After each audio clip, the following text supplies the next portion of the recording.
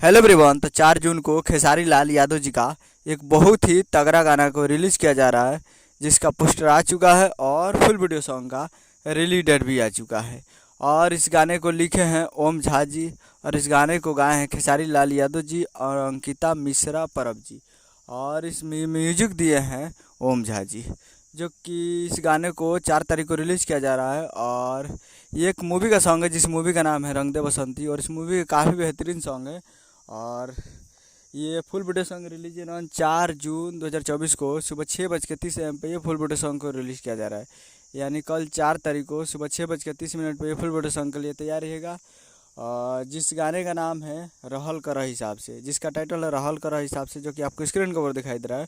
और वीडियो में खेसारी लाल यादव जी और रति पांडे जी, फिट में है रति पांडे जी, और काफ़ी बेहतरीन सॉन्ग है और काफ़ी ज़बरदस्त। तो कल तैयार होगा सुबह 6:30 पे SRK music Bhojpuri YouTube channel पे। उम्मीद करें कि वीडियो अच्छा लगा तो चैनल को सब्सक्राइब करके बेल आइकन बजाते ताकि से खेसारी लाल यादव जी का लेटेस्ट आते रहे। वीडियो चला वीडियो को एक लाइक कीजिए। मिलते हैं अगले वीडियो में, तब तक के लिए जय हिंद, जय भोजपुरी।